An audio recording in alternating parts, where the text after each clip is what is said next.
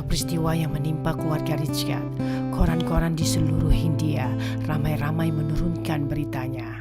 Tidak hanya tentang peristiwanya saja, namun beritanya telah menjalar kemana-mana. Berhari-hari lamanya, halaman muka koran-koran itu tak bergeser topiknya, hanya tentang keluarga Richard saja. Kehidupan pribadi keluarga Richard pun menjadi santapan halayak umum. Hari pertama, kedua, dan ketiga setelah kematian Nyonya Richard, beritanya masih ramai membahas tentang spekulasi tentang kematian itu terjadi. Masing-masing koran membuat analisanya sendiri-sendiri. Ada yang menuliskan Nyonya Richard terkena serangan jantung saat melihat putrinya Kirana dipukuli perampok sehingga terjatuh dari tangga. Analisa yang disebutkan ini menjadi versi yang paling terterima akal. Selain itu, banyaknya orang-orang kampung yang masuk dan menginjakkan kaki di Menteng, sebuah kawasan yang terlarang untuk mereka masuki, juga menjadi berita yang menghebohkan. Tercemarinya kawasan Menteng oleh para penduduk kampung menimbulkan terjadinya perang wacana antara koran milik pribumi dengan koran milik dan pro pemerintah kolonial Belanda.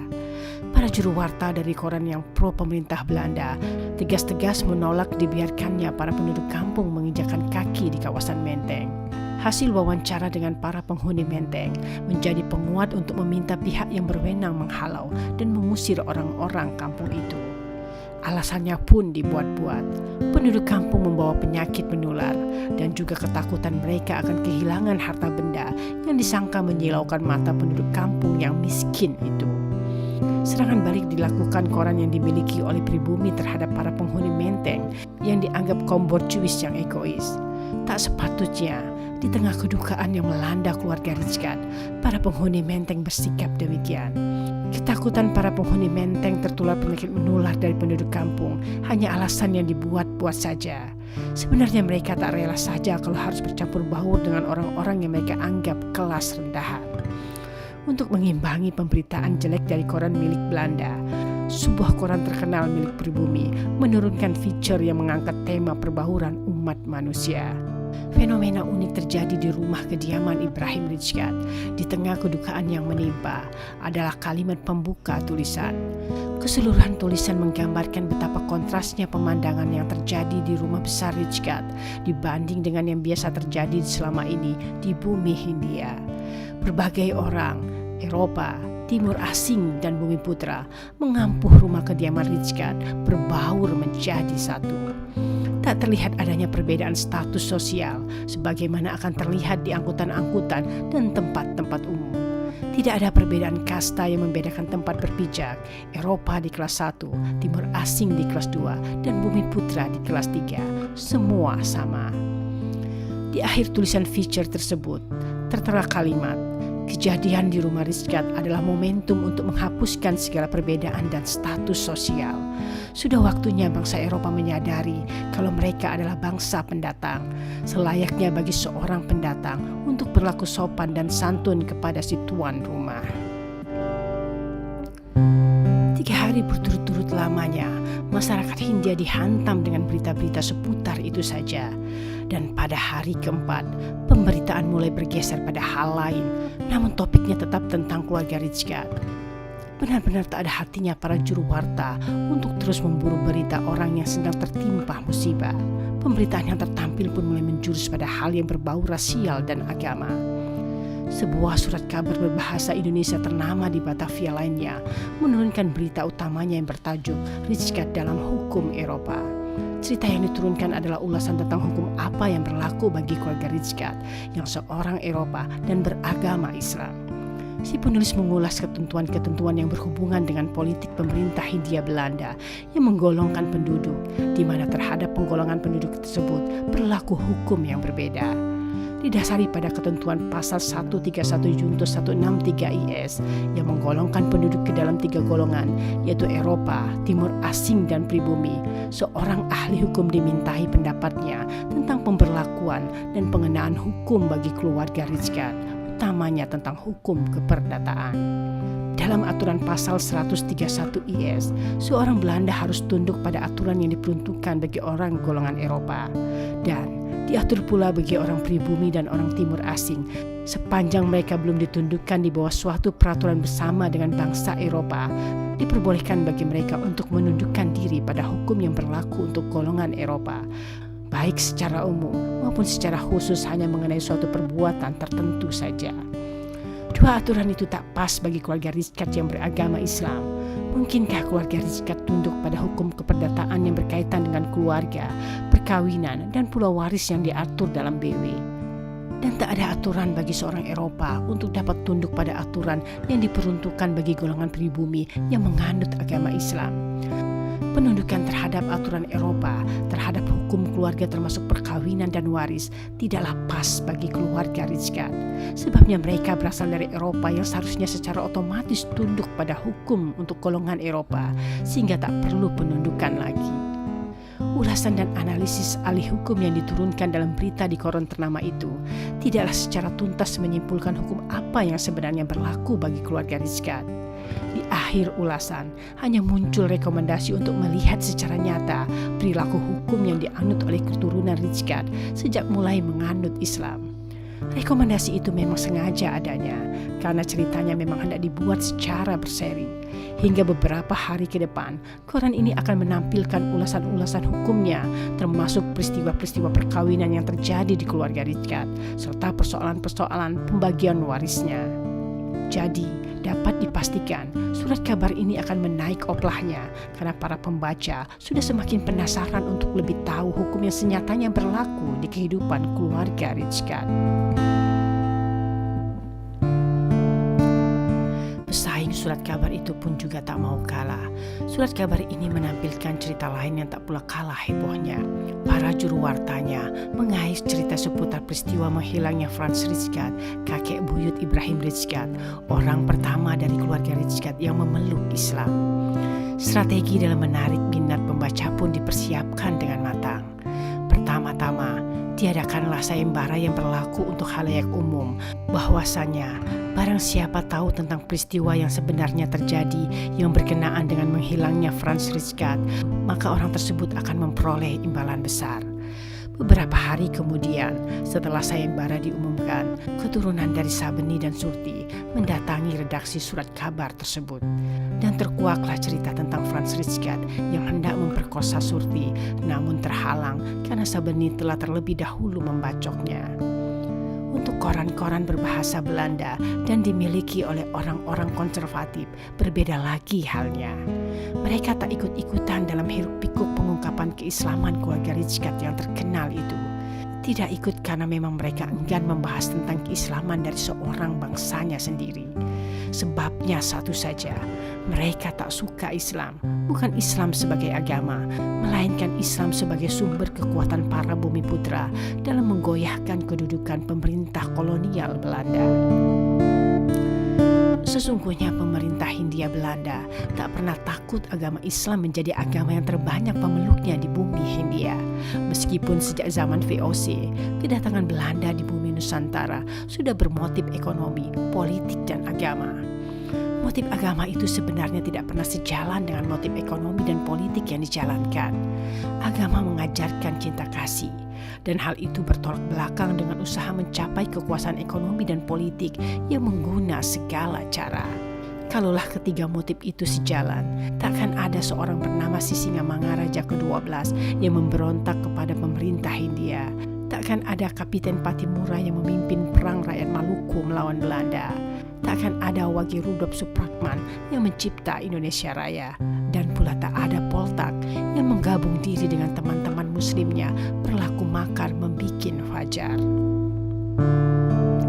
Sekarang jika ada seorang Belanda yang beragama Islam serupa Abraham Rijkaard, tak perlulah beritanya dibesar-besarkan, karena menurut mereka akan membangkitkan semangat para kaum bumi putra saja. Sudah memasuki hari ke-6 sejak peristiwa itu, Kirana belum juga tersadar. Kondisinya naik turun, tidak stabil. Sepanjang hari Bram menunggui Kirana. Bahkan ia menyewa satu ruang khusus di CBZ untuk ia dan keluarganya beristirahat. Sengaja ia lakukan karena memang ia tak hendak pulang ke rumah. Di rumah ia hanya akan teringat istrinya saja. Sedangkan Kirani harus bolak-balik rumah dan rumah sakit. Gadis malang ini meliburkan diri dari kesibukan sekolahnya dan itu dimaklumi pihak sekolahnya. Sampai hari ke-6 ini, rumah kediaman keluarga Richard masih tetap ramai. Bahkan keramaiannya tak pernah berkurang. Selain keluarga dekat yang melebihi 100 orang jumlahnya dan berganti-gantian menginap di rumah itu, para penduduk kampung pun masih terus bolak-balik datang membaca tahlil setiap malamnya. Untuk urusan makan minum, tak sepeser pun keluar dari kantong Bram. Semua ditanggung oleh Zawawi dan semua saudara-saudaranya yang lain, serta juga oleh para penduduk kampung sendiri. Tak dibenarkan bagi orang yang tertimpa musibah kematian dibebani pengeluaran untuk penyediaan makan minum para pelayat yang datang setiap harinya. Tak ada pengecualian untuk aturan ini, pun keluarga Richard yang kaya raya. Selama 6 hari mengikuti acara tahlilan untuk ibunya, Kirani merasa sangat terhibur. Ada kebanggaan di dalam hatinya karena banyaknya orang yang mendoakan ibu dan keluarganya. Itu pertanda kalau keluarganya sangat dicintai oleh banyak orang. Namun tak bisa dibayangkan olehnya apabila semua itu telah berlalu. Tak ada lagi acara tahlilan dan oma, opa, uak, tante, sepupu dan pula keponakan tak lagi menginap di rumahnya. Perasaan sepi pastilah akan menghinggapi dirinya. Apalagi sampai sekarang, Kirana belum juga sembuh. Memikirkan itu, kembali Kirani jatuh dalam kesedihannya. Jika malam hari ia mengikuti acara tahlil, pagi harinya Kirani akan bercepat pergi ke rumah sakit. Meski lelah dan juga banyak keluarga di sana, Kirani sama sekali tak mau jauh dari kakaknya. Sepanjang hari ia duduk di samping Kirana, menceritai banyak hal, seolah-olah Kirana mendengarkannya. Selama Kirani menunggui Kirana, Hans pun selalu berada di sana pula. Hanslah yang setiap hari memeriksa kondisi Kirana. Semua yang melihat ketelatenan Hans merawat Kirana menitikkan air mata sedih. Karena teringat oleh mereka kalau tak lebih 2 minggu lagi Hans dan Kirana seharusnya bersanding di pelaminan dengan penuh kebahagiaan. Peristiwa terkutuk ini telah menguburkan semua kebahagiaan ini. Di balik rasa sedih itu, rasa salut memenuhi hati mereka. Mereka salut pada diri Hans yang begitu tabah menerima cobaan, merawat Kirana dengan penuh kasih sayang. Tak pernah terlihat sedikit pun Hans menitikkan air matanya. Entahlah kalau itu berlaku di belakang mereka. Tapi benar, itu memang tak pernah terjadi. Hans tak pernah menitikkan air mata sedikit pun jua, baik di depan maupun di belakang mereka. Hans prihatin dengan kejadian yang menimpa keluarga Richard dan sangat tulus ia menunjukkan kasihnya dalam merawat Kirana. Namun kasih yang ditunjukkannya itu bukanlah kasih seorang lelaki pada gadis tunangannya, melainkan sebagai sesama manusia sajalah adanya. Hans tahu perencanaan perkawinannya seharusnya berlangsung tak kurang dari 2 minggu lagi. Dan karena peristiwa ini, tak mungkin perkawinan itu terjadi. Bukan kejam bersenang diri di tengah musibah yang terjadi, namun tak dapat dipungkiri olehnya kalau ia bersyukur perkawinan itu tak jadi berlangsung. Harus diakuinya pula, peristiwa ini memberi hikmah bagi dirinya. Selain hikmah tak jadi menikah dengan Kirana, Hans pun mendapat hikmah lainnya. Selama 6 hari berturut-turut, ia begitu dekat dengan Kirani, gadis pujaan hatinya yang sesungguhnya. Mau ia berlama-lama menjagai Kirana karena ada Kirani di sampingnya.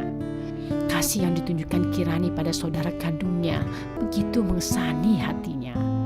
Belum pernah ia melihat hal yang seperti ditunjukkan Kirani. Menjaga, membelai, mencium, menceritai, memberi semangat kepada Kirana dengan tiada rasa lelahnya. Sesekali Hans dan Kirana tertampak mengobrol, saling memberi semangat.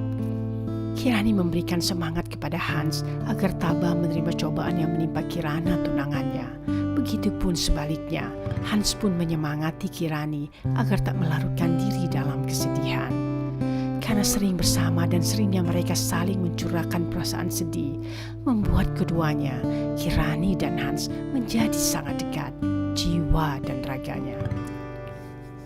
Kedekatan ini pun tak luput dari penglihatan seluruh keluarga. Mereka berbisik-bisik membuat perencanaan.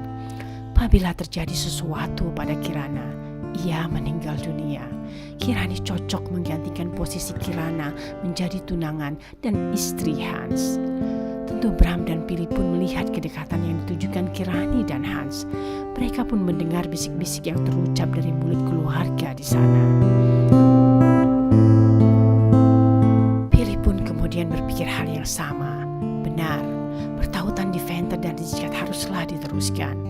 Bila Hans tak bisa dengan Kirana, tak ada salahnya apabila posisi Kirana tergantikan oleh Kirani. Dan pemikiran itu ia sampaikan kepada Hans. Hans, sebenarnya tak pantas jikalau Papi menyampaikan ini, sebab belum tepat waktunya. Namun tak ada salahnya pula bila dilisankan. Setiap hari Papi memantau perkembangan kondisi tunanganmu itu. Papi menilai kita tak dapat berharap banyak akan kesembuhannya. Maafkan jikalau Papi mengatakan kalau kita sebenarnya hanya menunggu ajal menjemputnya saja. Dan bila itu terjadi, Papi tak hendak melihat engkau berlarut-larut dalam kesedihan. Sebenarnya apa maksud Papi? Hans sepertinya sudah menangkap arah pembicaraan itu. Namun memang baiknya ia mendengarkan dulu perkataan selanjutnya dari ayahnya itu. Papi melihat beberapa hari ini engkau sangat akrab dengan Kirani. Melihat itu, Papi berpikiran bila terjadi sesuatu pada Kirana, pertautan keluarga di Venter dan Rijkaard haruslah tetap dilanjutkan. Suka engkau bila Kirani menggantikan Kirana? Dugaan Hans tentang arah pembicaraan itu sungguh tepat. Walau demikian, belum juga ia menyiapkan jawabannya. Sebenarnya mendengar perkataan ayahnya barusan telah membuat hatinya diliputi rasa senang dan bahagia. Tapi tertampak kejam sekali bila rasa senang dan bahagia itu ia tunjukkan ke muka ayahnya. Kita lihat dulu apa yang akan terjadi nanti. Aku tak ingin berandai-andai, Papi. Bijak Hans mengeluarkan perkataan guna menjawab pengajuan Philip. Berdua mereka pun akhirnya menggabung diri ke dalam keluarga Rijkaard. Hans ke kamar perawatan Kirana dan Philip menemui Bram yang sedang beristirahat di kamar sebelahnya bersama beberapa orang keluarga lainnya. Bersamaan dengan Philip, masuk pula 2 orang polisi ke dalam kamar tempat Bram beristirahat. Satu dari 2 orang polisi itu sangat dikenal semua orang yang ada di dalam kamar itu. Ia adalah Hofkomisaris polisi, pucuk pimpinan tertinggi kepolisian di Hindia Belanda. Sengaja ia datang untuk menyampaikan berita penting kepada karibnya Abraham Rijkaard. Namun tak disangkanya, ia pun bersua dengan sahabatnya yang lain, yakni Philip van de Venter. Akhirnya bertiga, Bram, Philip, dan kepala polisi itu keluar kamar, mencari tempat khusus untuk dapat berbincang-bincang.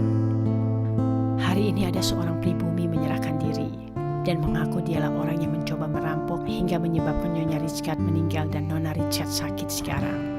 Belum saya tahu namanya. Kabarnya baru saja saya dengar ketika hendak kemari. Seorang anak buahku mengabarkannya. Terhenyak Bram mendengar kabar barusan. Sedih, gembira, marah, semua berbaur menjadi satu, berkecamuk dalam dirinya. Sedih karena kembali ia teringat pada mendiang istrinya dan sakit yang diderita putrinya. Gembira karena penantiannya agar teranglah baginya peristiwa yang menimpa keluarganya akan mendekati kejelasannya. Marah ia pada kenyataan adanya orang yang tega merebut kebahagiaannya. Menurut anak buahku, orang ini berkeinginan bertemu khusus dengan engkau, Bram, dan dengan Hans de Venter. Hans itu, kalau saya tidak salah, putramu, bukan? Philip mengangguk menjawab pertanyaan polisi itu, sembari menanyakan sesuatu lebih lanjut. Kira-kira mengapa orang ini hendak bertemu anakku dan pula Tuan Rijkaard? Belum saya mengerti apa maksudnya.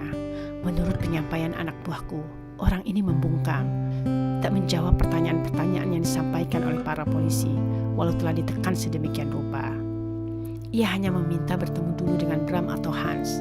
Ditanya alasannya, orang ini hanya menjawab ingin meminta maaf terlebih dahulu. Saya pun tadinya sebenarnya heran, ada urusan apa putramu dibawa-bawa dalam perkara ini. Baru saya ketahui dari asisten saya kalau putramu bertunangan dengan Putri Bram yang tengah terbaring sekarang. Bagaimana Bram? Kau ikut denganku sekarang? Biarkan Hans dulu saja yang menemui orang itu. Takutnya saya tak dapat menahan emosi bila berjumpa dengan orang itu. Lebih baik saya tak menemuinya dalam kondisi seperti sekarang. Baiklah kalau begitu. Sebelumnya ada satu permintaan saya untuk merahasiakan berita ini terlebih dahulu.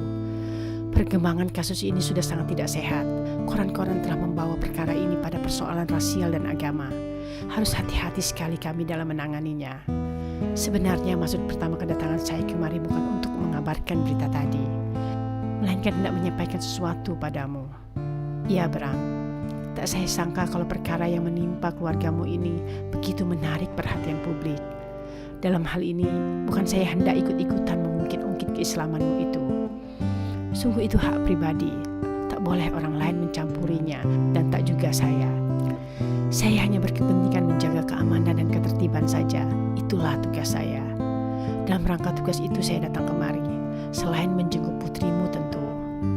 Banyak sudah pengaduan yang kami terima dari para penghuni Menteng yang tak nyaman dengan banyaknya orang-orang kampung di rumahmu dan beberapa hari ini. Kewajiban polisi menindaklanjuti laporan ini. Engkau tahulah orang-orang dari bangsa kita itu takut sekali mereka ketularan penyakit yang belum tentu dibawa oleh orang-orang kampung itu. Di samping itu pula mereka takut kalau orang-orang kampung itu berniat tak baik, hendak mencuri misalnya. Kalau berita hari ini tersebar, ada orang kampung yang menyerahkan diri mengakui perbuatannya di rumahmu itu, bisa runyam persoalannya. Menerima bulat-bulat laporan itu dan kemudian langsung mengambil tindakan, tidak memperbolehkan warga kampung masuk ke Menteng dan menghalau warga yang tetap nekat bukanlah tindakan bijak untuk dilakukan sekarang. Jikalau itu tetap dilakukan, bisa-bisa terjadi chaos di Batavia ini. Engkau mengerti bukan mengapa sampai saya turun tangan mengurus persoalan ini? Gubernur Jenderal kita yang baru memerintahkan saya untuk mengurus persoalan ini sebaik-baiknya. Ini ujian di masa kepemimpinannya yang baru saja ia pegang. Engkau teman saya, Bram. Sebagai teman, harusnya saya tak layak menambahi persoalan yang sedang engkau alami sekarang. Tapi apa mau dikata, saya mengemban tugas pemerintah. Harus patuh dan bertanggung jawab saya dalam menjalankannya. Bram menarik napas panjang dan perlahan dikeluarkannya kembali. Rona mukanya tertampak sekali tersiksa oleh persoalan yang menggelayuti kehidupannya seseminggu ini. Lingkar di seputar matanya pun tertampak hitam, menandakan ia sudah lama tak dapat tidur nyenyak lagi. Menurutmu, apa yang bisa saya bantu untuk menyelesaikan persoalan ini? Banyak yang kau bisa bantu, tapi saya hendak bertanya dulu pada engkau. Kira-kira sampai kapan orang-orang kampung itu akan berada di rumahmu? Saya tak bisa menjawabnya. Namun kalau mereka datang untuk melakukan dan mengikuti acara tahlil di rumah saya, besok pun acara itu sudah tidak akan dilakukan lagi. Cukup sampai 7 malam, dan malam terakhirnya jatuh pada malam nanti. Saya tak dapat memastikan apakah mereka akan datang lagi setelah malam ini atau tidak. Mereka bersimpati pada kejadian yang menimpa pada keluarga kami. Masakan ketika mereka datang harus saya mengusirnya. Bagaimana dengan keluarga-keluarga saya yang juga hilir mudik ke rumah saya? Apakah kehadiran mereka juga mendapat protes warga? Saya rasa tidak. Kalau begitu syukurlah, keluarga saya akan lama berganti-gantian menginap di rumah. Itu kebiasaan yang berlaku di keluarga besar kami bila salah seorang mendapati musibah. Mengenai orang-orang kampung, saya jaminkan besok mereka tidak akan berombongan lagi datang. Namun saya minta pengertian bila ada 1 atau 2 orang yang masih tetap datang. Kalau begitu baik, sudah menjadi mudah persoalannya untuk saya menyelesaikannya. Sekarang dapat saya bertemu dengan Dr. Deventer. Selesailah sudah pembicaraan itu. Bertiga mereka keluar, berjalan kembali ke bagian kamar perawatan. Philip masuk ke kamar perawatan Kirana, memanggil Hans yang sedang berduaan dengan Kirani, menunggui Kirana. Rasanya Hans mau melonjak dari tempat duduk ketika ayahnya mengatakan ada seorang pejabat tinggi, Hop komisaris polisi yang sedang menunggunya di luar sana. Begitu juga dengan Kirani. Ia amat terkejut adanya orang nomor 1 di lembaga kepolisian Hindia yang datang kemari. Kirani tahu kalau kepala komisaris itu adalah kenalan baik ayahnya, tetapi yang tak habis dimengertinya Ada apa seorang pejabat tinggi sampai ikut-ikutan mengurusi perkara yang menimpa keluarganya? Kirani masih berkutat dalam pikiran-pikirannya. Dibiarkannya saja Hans yang telah melangkahkan kaki keluar kamar hendak menemui orang yang menunggunya sekarang. Kirani hanya menatapnya saja dengan sorot mata kebingungan. Anehnya, tak berapa lama berselang, Hans telah datang kembali. Serius sekali mukanya ketika memunculkan wajah di hadapan Kirani, dan dengan serius pula ia menyampaikan sesuatu yang kemudian ditanggapi dengan penuh keheranan oleh Kirani. Jadi, Bang Hans sekarang hendak ke kantor polisi menemui orang itu. Aku hendak mencari Syam dulu, memintanya menemaniku ke kantor polisi. Jika aku sendirian saja, takut aku tak mampu menahan emosi. Kirani menatap Hans dengan pandangan tak berkedip. Hati Kirani tersengat oleh ucapan Hans yang mengatakan bahwa tersangka yang sedang mendekam di tahanan polisi sekarang ingin bertemu dengan pemuda di hadapannya untuk meminta maaf. Mengapa Hans yang dipilih untuk diminta maaf oleh orang yang telah membunuh ibu dan sekarang hampir pula membunuh saudaranya?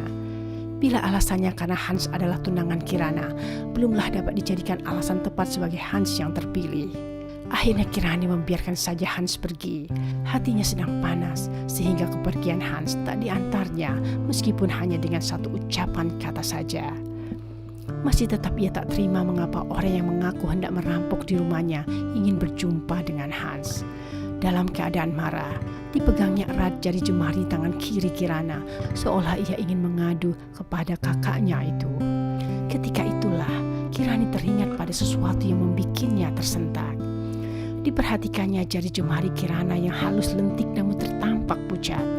Tak dipercayainya apa yang menjadi penglihatannya sekarang. Dalam sorot matanya itu tak terlihat sama sekali sebentuk benda yang dicarinya.